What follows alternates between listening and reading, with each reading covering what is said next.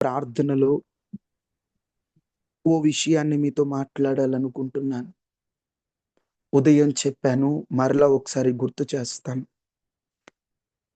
ఇశ్రాయేలీయులు, యూదులు సమయాన్ని సాయంకాలం 6 నుండి మళ్ళీ తిరిగి సాయంత్రం 6 వరకు లెక్కేస్తారు. మనం రాత్రి 12 నుండి 12కు లెక్కేసినట్టు. వారు ఆ సమయాన్ని రోమియోలు రాకమునుపు 3 భాగాలుగా, మొదటి జాము, రెండవ జాము, మూడవ జాము అని 3 జాములుండేవి. 6 నుండి 10, 10 నుండి 2, 2 నుండి 6 3 జాములు. ఎప్పుడైతే రోమియోలొచ్చి 4 జామును ప్రవేశపెట్టారో 6, 9, 9, 12, 12, 3, 3 నుండి 6 అలా 4 జాములయ్యాయి. వారు రాత్రులను జాములలో లెక్కేస్తారు.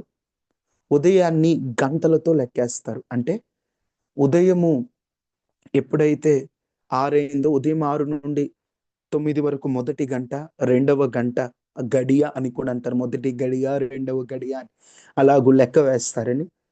లేచి రేయి మొదటి జామున ప్రార్థించంటే అది తెల్లవారుజాము కాదు. అది సాయంకాలం పూట మొదటి జాము అంటే 6 నుండి 9 లేదా 6 నుండి 10 ఆ సమయమే తప్ప మొదటి జాము అంటే తెల్లవారుజాము కాదని. మనం ఉపవాసం ఉండేటప్పుడు 6 నుండి ఉదయం 6 వరకు కానీ 6 నుండి సాయంత్రం 6 వరకు కూడా ఉండొచ్చు. ఇది యూదుల లెక్క ప్రకారం. మన లెక్క ఉండాలంటే ఉదయం నుండి మధ్యాహ్నం 3 వరకు 12, 3, 6, 9 ఇవి ముఖ్యమైన సమయాలని. ఉపవాసం ఉండేటప్పుడు దుఃఖముఖులై కాక హలాల్ చేస్తూ ఆనందంగా ఉండాలని. ఆనాటి కాలంలో నూనె రాచుకోవడం అంటే శుభ సూచనకి గుర్తు. వారు ఉపవసించినప్పుడు అంటే కొంతమంది దిగులుగా ఉండునట్లు అందరికీ కనిపించాలని నూనె రాసుకోకుండా వాళ్ళు డల్లుగా కనపడతారు. అందుకే యేసుక్రీస్తు ప్రభువారు నూనె అంటుకొని, అక్కడ తలస్నానం కాదు నూనె రాచుకొని అంటే సంతోషంగా ఉండి ప్రార్థనలో ఉండండి అని అర్థమని. ఉపవాస ప్రార్థనలు సంతోషంగా ఆరంభించాలని నూనె గూర్చినటువంటి విషయాలు కూడా కొన్ని విషయాలు మీతో చెప్పాను. అలా చెబుతూ ఉపవాస ప్రార్థనలు 7 రకాలుగా ఉన్నాయని, 7 రకాలు ఉదయకాలం మీతో చెప్పాను. వినని వారి కొరకు మళ్ళీ చెబుతున్నా. 7 రకాలు. మొదటి రకం ఏ రకమని చెప్పాను? ఎస్తేర్ ఫాస్ట్. ఎస్తేర్ ఫాస్ట్ అంటే సంపూర్ణంగా ఆహారం తినడం మానేస్తారు. ఆనాడు 3 రోజులు ఎస్తేరు, తన పనికత్తెలు వారందరూ కూడా సంపూర్ణమైన ఆహారాన్ని అంటే అన్నం తినరు, మంచినీళ్ళు త్రాగరు. అది ఎస్తేర్ ఫాస్ట్. అది ఎస్తేర్ ఉపవాసం అని అంటారని మీతో చెప్పాను. తర్వాతది యేసుక్రీస్తు ప్రభువారు ఉన్న ఉపవాసం.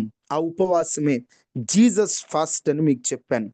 ఆ జీసస్ ఫాస్ట్ అనేటువంటి ఉపవాసములో ప్రాముఖ్యంగా అన్నం మానేస్తారు, మంచినీళ్ళు తీసుకుంటారు. ఆ ఉపవాసం అలాగ ఉంటారని కొన్ని విషయాలు యేసుక్రీస్తు ఉపవాసానికి సంబంధించినటువంటి విషయాలు మీతో చెప్పాను. తర్వాత మూడో ఉపవాసం ఏం చెప్పాను? డానియేల్ ఉపవాసం. రెండో ఉపవాసం అర్థమైందా? అన్నం తినరు, నీళ్లు తాగుతారు. ఇప్పుడు మనం ఎక్కువ మంది ఉండేటువంటి ఉపవాసమే ఆ ఉపవాసం. అర్థమవుతుందమ్మా? ఆ ఉపవాసం. నెక్స్ట్ ఇంకో ఉపవాసం ఏంటి? డానియేల్ ఉపవాసం. అంటే రుచికరమైనటువంటి ఆహారాలు, మనసుకి సుఖాన్ని తీసుకొచ్చేటువంటి ఆహారాలు అవన్నీ విడిచిపెట్టి వారు కొన్ని రోజులు 21 రోజులు ఆయన రాజభోజనం తినకుండా ఆయన ఉపవాసం ఉన్నాడు. అది దానియేలు ఉపవాసం అని, డానియేల్ ఫాస్ట్ అని మీతో చెప్పాను. తర్వాత తర్వాత ఫాస్ట్ ఏం చెప్పాను? పశ్చాత్తాపం. నినివే ఉపవాసం. అంటే మనము ఏదైనా తప్పు చేసినప్పుడు, నేను ఇది తప్పు చేశానని మనస్సాక్షి గద్దించినప్పుడు వెంటనే ఉపవాసం ఉండడానికి నినివే ప్రజలు ఎలా అప్పటికప్పుడు వాళ్ళు అనుకోని ఉపవాసం ఉన్నారో అలాగున మనం ఉండి పశ్చాత్తాపడుతూ పశ్చాత్తాపానికే మనం సమయాన్ని కేటాయించుకొని ఉపవాసం ఉంటే అది నినివే ప్రజల ఉపవాసం అని కొన్ని విషయాలు మీతో చెప్పాను. తర్వాత ఉపవాసం ఏం చెప్పాను? నినివే ఉపవాసం తర్వాత దుఃఖ దుఃఖము ఉపవాసం. దుఃఖముతో ఉన్నారు. ఆనాడు సౌలు చనిపోతే వాళ్ళందరూ కూడా ఏం చేశారు? యోనాతాను సౌలు దుఃఖములో ఉన్నప్పుడు ఉండే ఉపవాసం. మీ మనసు బాలేక మీరు దిగులుగా ఉన్నారంటే మీరు ఆ దిగులులో నుంచి బయటపడినట్లుగా మీరు ఉపవాసం అది దుఃఖ ఉపవాసం. బాధలో ఉన్నప్పుడు ఆ బాధ తీరిపోనట్లుగా మనస్సు ప్రశాంతత కొరకు ఉండే ఉపవాసం దుఃఖ ఉపవాసం. ఆరోది గైడెన్స్ ఫాస్ట్, మార్గదర్శక ఉపవాసం. అంటే ఏ దారిలో వెళ్ళాలో తెలియట్లేదు, నాకు దారి చూపించు అని ఉండే ఉపవాసం. పౌలు గారు వారు ఆనాటి కాలంలో ఎలా ఉపవాసం ఉన్నారో మీకు చెప్పాను. 7వది డెలివరెన్స్ ఫాస్ట్, విమోచన ఉపవాసం. విడుదలకై, అంటే బంధకాల్లో ఉన్నప్పుడు, చెడు అలవాట్లలో ఉన్నప్పుడు, సాతాను కట్లులో ఉన్నప్పుడు విడుదలకై ఉండేటువంటి ఉపవాసమే విమోచన ఉపవాసం. ఇంగ్లీష్లో కొంతమంది రాసుకుంటారు కాబట్టి మీకు ఇంగ్లీష్లో కూడా చెప్తాను, మార్నింగ్ కూడా చెప్పాను. అబ్సల్యూట్ ఫాస్ట్ మొదటిది అంటే ఎస్తేర్ ఫాస్ట్. సెకండ్ది నార్మల్ ఫాస్ట్ అంటే జీసస్ ఫాస్ట్. మూడోది పార్షియల్ ఫాస్ట్, డానియల్ ఫాస్ట్. నాలుగోది రెపెంటెన్స్ ఫాస్ట్, నినివే ఫాస్ట్. ఐదవది మౌర్నింగ్ ఫాస్ట్ అంటే దుఃఖంలో ఉండే ఉపవాసం. ఆరోది గైడెన్స్ ఫాస్ట్, దేవుడు మనం ఏం చేయాలో మనకు తెలియజెప్పడం కొరకు ఉండేది. ఏడవది డెలివరెన్స్ ఫాస్ట్, మనం విడుదల పొందడానికే ఉండే ఉపవాసం. అర్థమైందమ్మా? ఉదయం వినని వారి కోసం మళ్ళీ చెప్పాను. ఈ 7 రకాలైన ఉపవాస ప్రార్థనలు ఉంటారు. తల అంటుకోవడం అంటే ఏంటో, జాములు అంటే ఏంటో, ఏ టైం వరకు ఉండాలో కూడా మీకు చెప్పాను.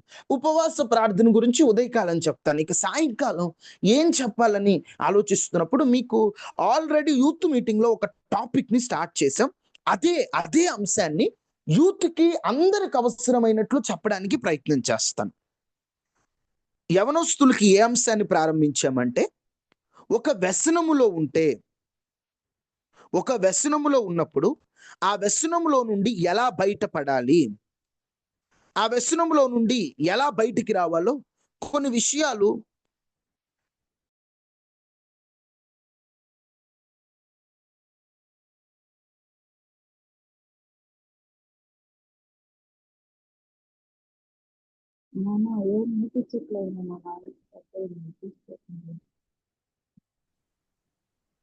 వాయిస్ వినపడతలేదమ్మా. తమ్ముడు లీవ్ అయిపోయారు. ఏమండి 2 నిమిషాలండి, బ్రదర్ జాయిన్ నెట్వర్క్ పోయినట్టుంది.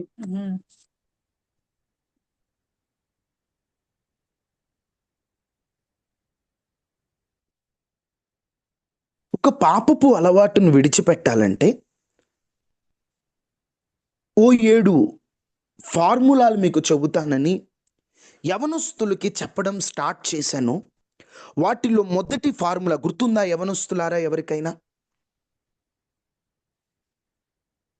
ఎవరైనా మొదటిది చెబుతారా? ఒక వ్యసనములో నుండి బయటపడాలంటే రియలైజ్ అంటే మీరు ఏదైనా ఒక పాపపు అలవాటులో ఉన్నప్పుడు రియలైజ్ అయితే, అంటే నేను చేసింది తప్పు అని మీరు తెలుసుకుంటే, అప్పుడు మీరు ఆ వ్యసనము నుండి బయటపడటానికి మొదటి మెట్టు ఉపయోగపడుతుందని రియలైజ్ అనేటువంటి ఒక పాయింట్ గురించి 2 రోజులు చెప్పాను. యూట్యూబ్లో ఉంది, చూడండి. రెండవది యవనస్తులకి పెద్దలకి అందరికి అర్థమయ్యేటట్లు ఈరోజు షార్ట్ కట్లో చెప్పి రేపు క్లుప్తంగా చెప్తాను. మత్తయి సువార్త 5వ అధ్యాయం 29వ వచనం. మత్తయి సువార్త 5:29 చూడండి.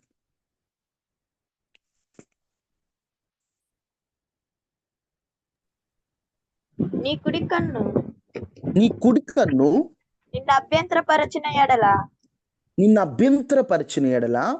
దాని పెరికి నీ యొద్ద నుండి దానిని పిరికి నీ యొద్ద నుండి పారవేయుము. నీ దేహమంతయు నరకములో పడవేయబడకుండా నీ అవయవములలో ఒకటి నశించుట నీకు ప్రయోజనకరము కదా. పరిశుద్ధత వైపు అడుగులు వేస్తూ, నాకున్న పాపపు అలవాటు నేను విడిచిపెట్టాలి, పరిశుద్ధత వైపు అడుగులు వేయాలి, ఏదో నామమాత్రంగా కొన్నాళ్ళు పరిశుద్ధంగా ఉండే భక్తి కాదు. నిజమైన భక్తి పాపమును విడిచిపెట్టి నాకున్న పాపపు ఎడిక్షన్ నుంచి నేను విడుదల పొందాలని ఆశపడుతున్న వారికి 8R ఫార్ములా అని కొన్ని వాక్యముల నుండి కొన్ని విషయాలు మీతో చెబుతున్నాను. మొదటిగా రియలైజ్ అని, మీరు చేసిన తప్పుని మొదట మీరు తెలుసుకుంటేనే విడిచిపెట్టగలుగుతారని. రియలైజ్ ఎందుకు అవ్వాలో, ఎప్పుడు అవ్వాలో కొన్ని మాటలు మీతో చెప్పాను. రెండవది రిమూవ్ అంటే తీసేయి. నువ్వు పరిశుద్ధత వైపు అడుగులు వేయాలంటే కొన్ని తీసేయాలి. ఎలిమినేట్ ద ట్రిగ్గర్స్ అంటే దాని అర్థం ఏమిటి? ఏవైతే నిన్ను పాపములోకి ప్రేరేపిస్తున్నాయో, ఏవైతే నిన్ను పాపం వైపుకు మళ్ళిస్తున్నాయో, అవి ఏవైనా, వారు ఎవరైనా, వాటిని నీలో నుండి తీసివేసుకోవటం నువ్వు నేర్చుకున్నావంటే నువ్వు పరిశుద్ధత వైపు అడుగులు వేయటానికి రెండవ మెట్టు ఉపయోగించిన వాడివి అవుతావు. నా భాష జాగ్రత్తగా గమనించండి. ఎప్పుడైతే మీరు అలాగున ఉపయోగిస్తారో, ఏం ఉపయోగించాలి? కొన్నిటిని తీసివేయడం. ఏంటి తీసివేసేది?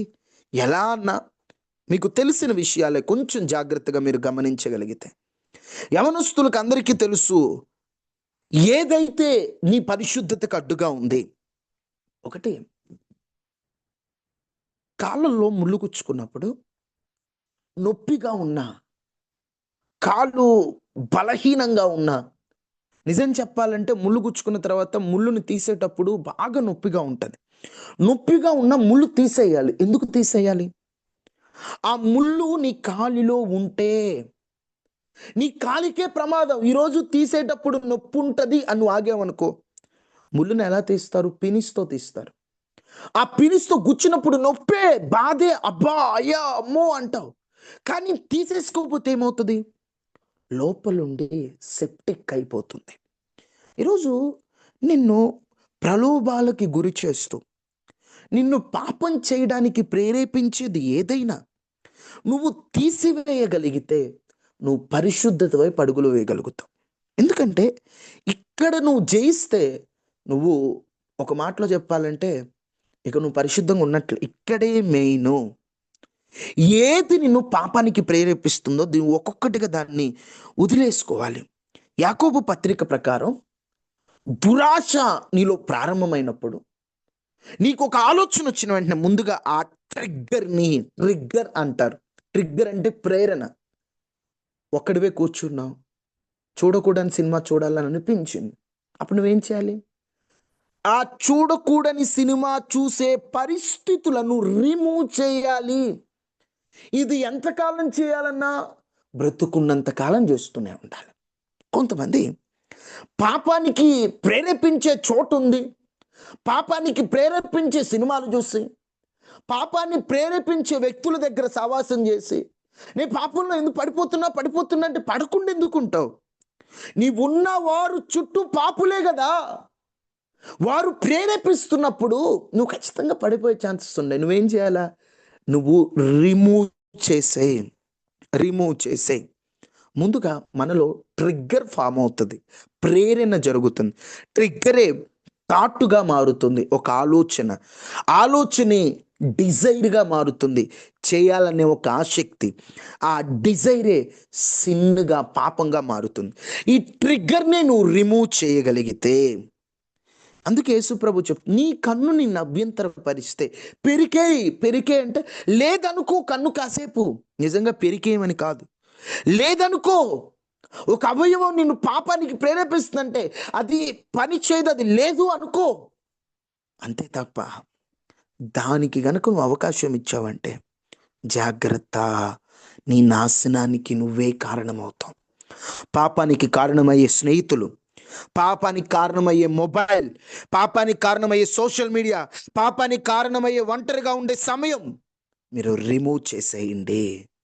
ఎప్పుడైతే కొన్నిటిని మనం వదలకుండా, దేవా నన్ను క్షమించు, దేవా నన్ను పైకి తీసుకురా అంటే నువ్వు బురదగుంటలో పడి నన్ను పైకి తీసుకురమంటే అలాగా? నువ్వు గుంటలో పడకుండా జాగ్రత్త పడుకొని రిమూవ్ చేయాలి, అక్కడ నుండి వెళ్ళిపోవాలి. యోసేపుని పోతీఫరు భార్య ఇబ్బంది పెడుతున్నప్పుడు అక్కడే కూర్చొని అమ్మా నేను తప్పు చేయనని ఆమెకు సర్ది చెప్పుకోలే, పక్కకు వచ్చేసాడు ఫస్ట్. ఆమె చాలా గట్టిగా పట్టుకుంది, వస్త్రమే ఆయన చేతిలోకి వచ్చింది, ఆమె చేతిలోకి వచ్చింది ఆయన వస్త్రం అంటే ఎంత గట్టిగా పట్టుకొని ఉంటది. అయినా వద్దు ఇక్కడ ఉండకూడదు అనుకున్నాడు, పరిగెత్తాడు అంతే. కొంతమంది నేను బలమైన వాడును, నేను నిలబడతాను, ఎక్కడికి వెళ్ళినా నేను ఉంటాను. ఒకరోజు పేకాట ఆడుతున్నాడట ఒక ఆయన. ఆ పేకాట ఆడేవాడిని దేవుడు పట్టుకొని మార్చాడు. మార్చిన వెంటనే ఈయనేం చేయాలా, ఎప్పుడైతే మార్పును పొందుకున్నాడో కొన్నాళ్ళు పరిశుద్ధంగా ఉంటూ ఇంకా భక్తిలో ఎదగాలి.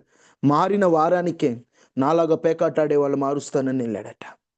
పేకాట ఆడేవాళ్ళు మారుస్తానని వెళ్ళాడు. అక్కడ పేకాట ఆడుతుండ్రే, మారు మనసు పొందండ్రా, ఇదంతా తప్పు, అసలు ఈ ఆటలు ఆడకూడదు, దేవుడు ఒప్పుకోడు ఇవన్నీ అని చెప్తే, సరే మారుతాను లేరా ఒక ఆట ఆడాక అన్నారట. సరే వాళ్ళు ఆడేదాకా వీడు కూర్చొని తర్వాత వీళ్ళకి సువార్త చదువుదాం అనుకున్న వాళ్ళు ఆడుతుంటే వాడు కార్డు ఏదో తప్పేస్తుంటే వీడు పక్కన ఉన్నాడు కదా, ఖాళీగా ఉండడు కదా, అరే కార్డు అలా కాదురా ఇలా అన్నాడట. వాడు వెంటనే వాడు కార్డు వేస్తుంటే అరే అలా కాదురా ఇలా నువ్వు పక్కకు రారా నేను కూర్చొని ఆడతానని వాళ్ళని మారుస్తానని వీడు పడిపోయాడు. నువ్వు కొన్ని రిమూవ్ చేయాలా. నువ్వు అనుకుంటావు నా బలవంతునే, కాదు, కొన్ని ప్రక్కన పెట్టేయాలి. కొంతమంది ఇప్పుడు మొబైల్ వల్ల నువ్వు పడిపోతున్నావు, నైట్ మొబైల్ పక్క రూమ్లో పడే, ఏం కాదన్నా నేను మొబైల్లో పడిపోనా, నువ్వు ఎలా చెబుతావు? సాతాను తలంపులు చాలా సడన్గా వచ్చేస్తాయి, సడన్గా నువ్వు ఎక్స్పెక్ట్ చెయ్యవు, ఇప్పుడు వస్తాయా అని ఎక్స్పెక్ట్ చెయ్యవు. అప్పటిదాకా అనుకుంటావు పరిశుద్ధంగా ఉండాలి, సడన్గా వచ్చేస్తుంది ఆలోచన. అందుకని నువ్వు వచ్చిన తర్వాత కావాలని నువ్వు ఫోన్ పట్టుకో, వేరే ఉద్దేశంతో పట్టుకున్నా, మంచి ఆలోచనతో చివరికి పాపంలో పడిపోతావు. అందుకని కొన్నిటికి మీరే పాపం వైపుకు కాక పరిశుద్ధత వైపుకు ద్వారాలు తెరవండి.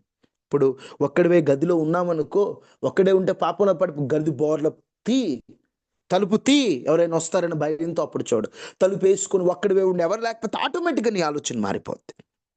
అందుకనే చాలా మంది ఏంటంటే నాకు ఈ ట్రిగ్గర్ ఫీలింగ్ రాదు, నేను గెలుస్తానంటారు, కానీ కుదరదమ్మా.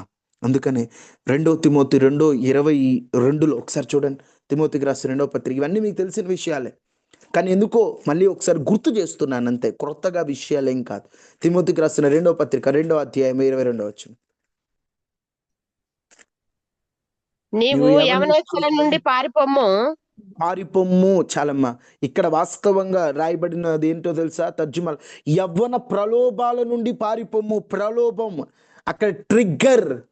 నేను యవన ఇచ్చలు ఏ ట్రిగ్గర్ ఫీలింగ్స్ ఉన్నాయో వాటి నుండి పారిపో. అక్కడ అవి రిమూవ్ చేసే నీ జీవితంలో నుంచి. ఇంట్లోకి ఒకసారి పాము వచ్చింది అనుకోండి, పామున్నా పర్వాలేదు అనుకుంటామా? లేదండి, అది ఎప్పటికైనా ఇంట్లోకి పాము వచ్చిందంటే ఈరోజు కాకపోయినా రేపైనా మమ్మల్ని కాటేస్తుందని ఏం చేస్తారు? పాముని కొట్టేదాకా ఊరుకోరు, దాన్ని బయటికి పంపించి ఏం చేస్తారు? పాము రాకుండా ఎక్కడి నుంచి వచ్చిందో ఆ రంధ్రాలు పూడ్చేయటం, తలుపులు మూసేయటం, పామును బయటికి పంపిస్తారు. అంటే ఒకసారి పాము వస్తే రెండోసారి పాము ఎక్కడొస్తుందని జాగ్రత్త పడతారే. ఒకసారి పాపము నీలోకి ఫలానా అలవాటు ద్వారా ఫలానా సమయంలో ప్రవేశించినప్పుడు నువ్వేం చేయాలి? దానికి తలుపులు తెరిచేయాలి. దేనికి? పరిశుద్ధతకు తలుపు తెరిచేయాలి, పాపానికి తలుపు మూసేయాలి. దేవుడు రావడానికి తలుపు తెరవాలి. అయ్యా ఇదిగో నీకోసం నా హృదయం తెరిచాను, పాపానికి తలుపు మూసేయాలి. అర్థమవుతుందా యవనస్తులారా? ఒకటే చెప్తున్నా, నీ జీవితంలో రిమూవ్ చేయడం నువ్వు నేర్చుకో. మొహమాటాలకు పోయి ఏముందులే అనుకొని కొన్నిటిని రిమూవ్ చేయకపోతే లైఫ్లో చాలా రిగ్రెట్ అవ్వాల్సి వస్తుంది. నువ్వు ఒక పాపపు అలవాట్ల నుండి బయటపడాలంటే మొహమాటం వద్దు. బాలాకు బహుమతికై ఆశపడి బిలాము మొహమాటంగా వెళ్ళాడు. చివరికి గాడిదకున్న ప్రత్యక్షత బిలాముకు లేదు, కోల్పోయాడు. ఒకప్పుడు తాను దర్శనాలు చూసేవాడు, ప్రవక్త, దేవుడు స్వరూపం ఉండే, ఇప్పుడు అర్థం కావట్లేదు. గాడిద చూస్తుంది, గాడిదేమో దర్శనం చూస్తుంటే నేను గాడిదను కొడుతున్నాడు. జాగ్రత్త.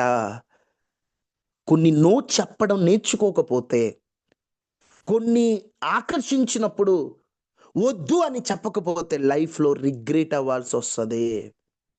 గాడిద దర్శనం చూస్తుంది, ఈయన కొట్టాడు, అప్పుడు కదా గాడిద నోరు తెరిచి మాట్లాడింది. దర్శనం చూడాల్సింది నువ్వు, కానీ భాగ్యం గాడిదకు పోయింది. జాగ్రత్త, కొన్ని రిమూవ్ చేయకుండా ఏముందిలే దేవుడు క్షమిస్తాడు ఎప్పటికైనా మార్చుకుందాం అనుకుంటున్నావా? కోల్పోతున్నావు. ఇప్పటికే చాలా కోల్పోయావు. దేవుడు క్షమిస్తాడేమో, కానీ కోల్పోయిన వాటి సంగతి ఏంటి? జ్ఞానం కోల్పోయావు, వయసును కోల్పోయావు, బలాన్ని కోల్పోయావు. వీటి సంగతి ఏంటి? ఎన్నిసార్లు తప్పు చేసినా దేవుడు క్షమిస్తాడు. కోల్పోతున్న వాటికి పరిస్థితి ఏదైతే నీ జీవితంలో పాపానికి ప్రేరేపిస్తుంది, ఏదైనా విడిచిపెట్టు. ప్రాణ స్నేహం అనుకున్న విడిచిపెట్టే. పరిశుద్ధత కంటే ఎక్కువ, పరలోకం కంటే ఎక్కువ. ఒకసారి నువ్వే ఆలోచించు. కొన్ని మనం ఆ సమయాన్ని మనం ఎప్పుడైతే ఎక్కడ నేను పాపంలో వాటన్నిటిని అలా రిమూవ్ చేయడం నేర్చుకోవాలి. మీ అందరికీ తెలుసు దావీదు మహారాజు, అది యుద్ధం చేసే సమయం, కానీ ఆయన రాజభవనంపై వెళ్ళాడు, చూశాడు. వెంటనే తన ఆలోచనను ఆయన రిమూవ్ చేసుకోలే, అలానే ఉంచుకున్నాడు. తన లైఫ్లో ఒక భయంకరమైన పాపం చేసినోడిగా మిగిలిపోయాడు. భయంకరమైన పాపం చేసినోడిగా మిగిలిపోయాడు. కొన్నిసార్లు సిచ్యువేషన్స్ మనకు పాపాన్ని, ఇప్పుడు నేను ఇక్కడ ఉంటే పాపం చేస్తానంటే ఆ సిచ్యువేషన్స్ అన్నిటిని కూడా నువ్వు పాపానికి వ్యతిరేకంగా మార్చేసాయి. అంతే. నేను ఈరోజు ఒంటరిగా ఉండే అవకాశం ఉంది అనుకుంటున్నావా? వెంటనే నువ్వు ఆ ఒంటరి టైంలో నేను పరిశుద్ధంగా ఎలా ఉండాలని ఆలోచన. ఎందుకంటే మనం ఎలాంటి పరిస్థితుల్లో ఉన్నా తప్పదు. ఒక్కోసారి పాపం మనల్ని ప్రేరేపిస్తుంది. అప్పుడు మనం ఏమో తప్పదు, పడిపోవాలని కాదు, కానీ అలాంటి పరిస్థితుల్లో ఇంకా గట్టిగా నిలబడాలి మనం. సొదొమని చూశాడు లోతు.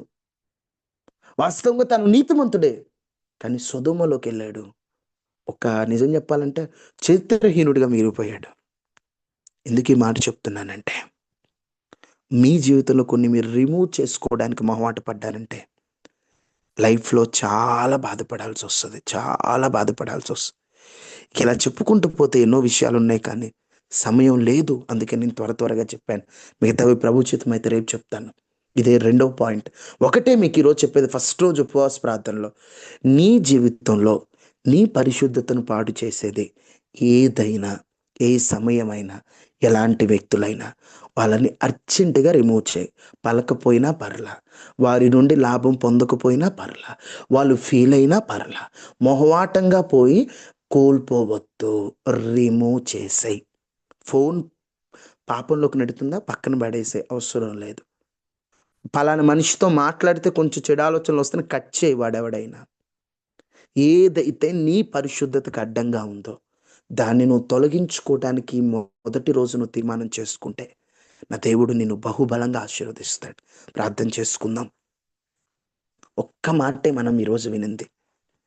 నీ జీవితంలో నీ పరిశుద్ధతను పాడు చేసేది ఏదైనా వదులుకోవటానికి నువ్వు సిద్ధమేనా? దేవునికి ద్వారాలు తెరిచి పాపానికి తలుపులు మూసేయడానికి సిద్ధమేనా? ఆలోచించు. ఎక్కడ పడిపోతున్నావు? ఎలాంటి పరిస్థితిలో పడిపోతున్నావు? ఎలాంటి సందర్భంలో పడిపోతున్నావు? ఎలాంటి వ్యక్తులతో ఉన్నప్పుడు పడిపోతున్నావు? వారెవరినైనా కట్ చేయడానికి సిద్ధమేనా? ప్రార్థన చేసుకో. మహాపరిశుద్ధుడా, మహోన్నతుడు అయిన దేవ, మా జీవితంలో మమ్మల్ని పాపానికి ప్రేరేపించేది ఏదైనా వాటిని నీ నామములో మేము తొలగించుకునే శక్తిని మాకివ్వండి. మా బలము, మా శక్తి సరిపోవట్లేదు. ఈ మొదటి రోజు ఉపవాస ప్రార్థనలో మమ్మల్ని ఇబ్బంది పెట్టేది ఏదైనా నిర్మోహమాటముగా మేము నో చెప్పగలిగిన జ్ఞానం మీరు మాకు అనుగ్రహించి ఈ సాయంకాలపు ఈ మొదటి రోజు ఉపవాస ప్రార్థన కొడుకులో పాల్గొన్న వారందరినీ దీవించి ఇదే ఉజ్జీవంతో 21 రోజులు ఉండినట్లుగా నీ బిడ్డలను ప్రేరేపించి ఆరోగ్యాన్ని, భద్రతను, గొప్ప కార్యాలను 21 దినాల్లో జరిగించి మా జీవితంలో మీరే గైడ్ చేసి మా జీవితంలో ఆగిపోయిన కార్యాలను జరిగించి మహిమ, ఘనత, ప్రభావములు మీరు మాత్రమే పొందమని నజరేయుడైన యేసు నామములో అడిగి వేడుకొని ఉన్నాము తండ్రి. ఆమేన్. ఆమేన్. తండ్రి అయిన దేవుని ప్రేమ, కుమారుడైన క్రీస్తు వారి కృప, పరిశుద్ధాత్మన్యుని సహవాసం మనకి, మన కుటుంబాలకి ఎల్లప్పుడూ ప్రభు కృప తోడయుండును గాక. ఆమేన్. ఆమేన్. అందరికీ వందనాలు. ఉదయకాల ప్రార్థనలో కూడా పాల్గొనండి.